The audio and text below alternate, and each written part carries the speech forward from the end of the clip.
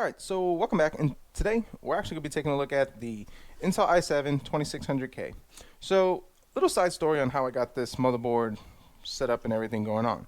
So, I had a computer that I sold about a couple of weeks ago, give or take, and the guy was interested in buying the computer for me, obviously. He comes by, meets me at the garage, and says, hey, like the computer. He starts playing a little Fortnite, all the games, enjoys it. I said, cool deal. So, we agree upon a price. And he's ready to go. So then he comes back real quick and he says, hey, I got another computer in my trunk. Can you just take a look at it quick and see if it's worth anything and can it be fixed? All right, cool. He brings it out and it's this one. And it's in a totally different case and pieces. Long story short, 80 gig hard drive, this, GPU, nothing was attached, nothing was working. It was a disaster.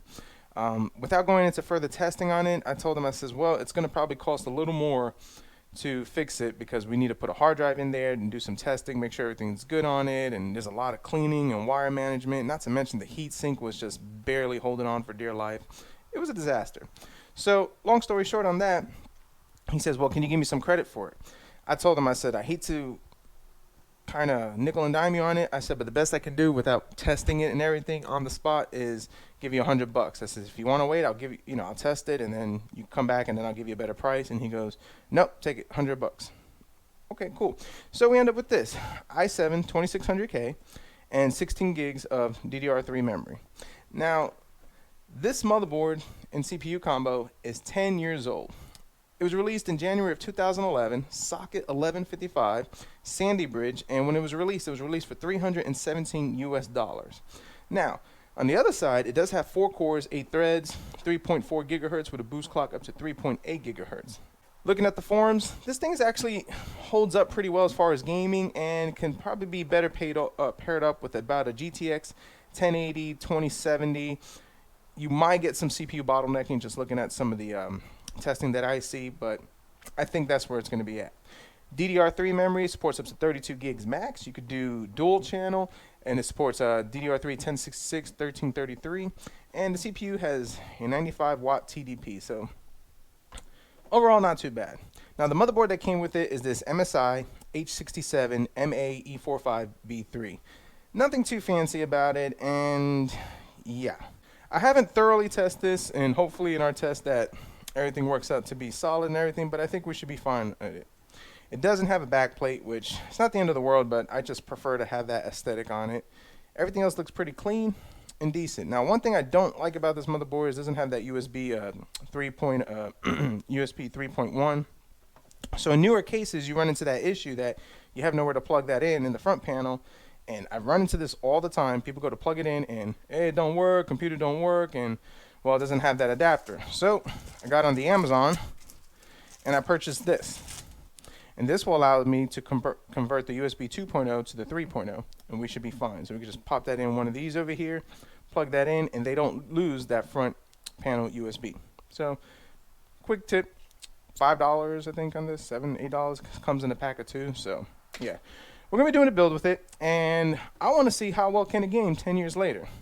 Can it still hold up? Is it even worth it? And is it going to be a good bang for the buck? So definitely something to consider on that. We're going to be pairing it off with a GTX 980, as I think that should be a decent balance with it. And we're going to be trying to aim for decent 1080p performance.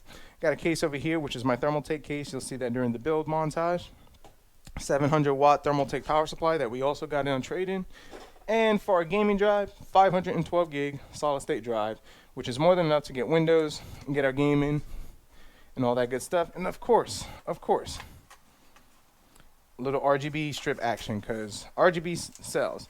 Guys, these things cost about $10. And I tell you what, you'll sell a computer a lot quicker with some RGBs versus not having it.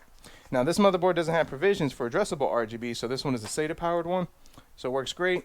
Customer gets a little remote, customize it to whatever disco beat they want, and everybody's happy. So let's go ahead. Let's switch to build camera. And let's start putting this computer together. And let's see, can she game?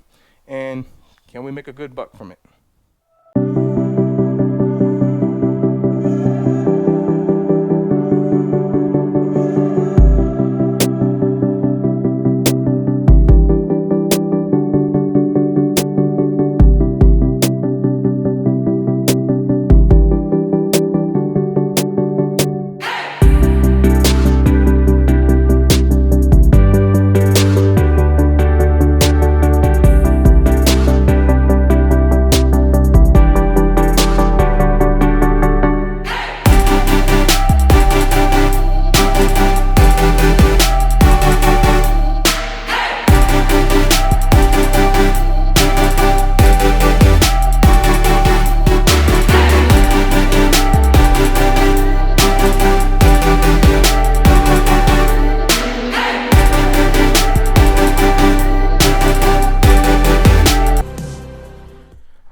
Alright, so our i7 2600K still packs a punch even 10 years later.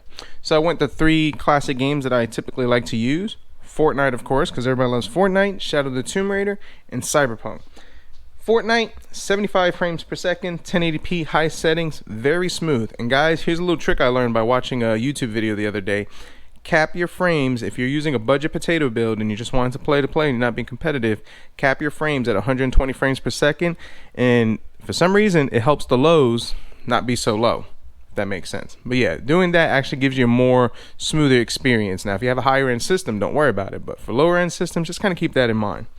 Now with Fortnite, our CPU usage 80%, so we still had some room for upgrade, and our GPU was only floating around 60 to 70%, so not too bad. Shadow of the Tomb Raider, 1080p, high settings, averaging 55 frames per second. Now with this game, our CPU was pegged out at 100% and our GPU was about the 75 to 80%. So CPU is the limitation on that game, and if we put in a better GPU, we're probably going to be holding it. So we have some slight bottlenecking with that as far as that game. Now the one that really surprised me was Cyberpunk, and I like using this game for a test bench because it gives you some interesting perspective. Cyberpunk, 1080p, low settings with an i7 2600K. Now, keep in mind that the minimum requirements for Cyberpunk is an i5 3570. We were able to get 45 frames per second, which at 1080p low settings is very playable and actually a decent experience, and our CPU was only at 57% usage. What our bottleneck was and holding us back on this one was our GPU, which was pegged out at 100%. And if you went up to mediums, it got real laggy and choppy, so just definitely something to consider. So 10 years later, our i7 2600K can still game and can still keep up with some of the latest and greatest. Now, you're not going to get that awesome experience like 60 frames plus a second and all that competitive gaming frames and all that good jazz and everything, but you're going to be able to get your feet wet.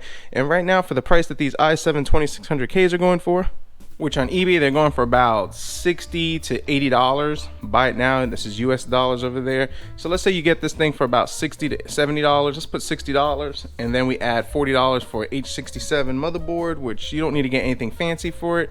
So for about, let's say, $100, maybe 20 gigs for some memory, $120. You could get a case cheap for 30 bucks. So let's say $150 right over there. You got your motherboard, CPU, memory, another $50 for power supply, $200, and I'm sure you could find a decent graphics card for about $100. So for about $300, you could get an i7 2600K with a decent graphics card and get yourself into a good gaming experience.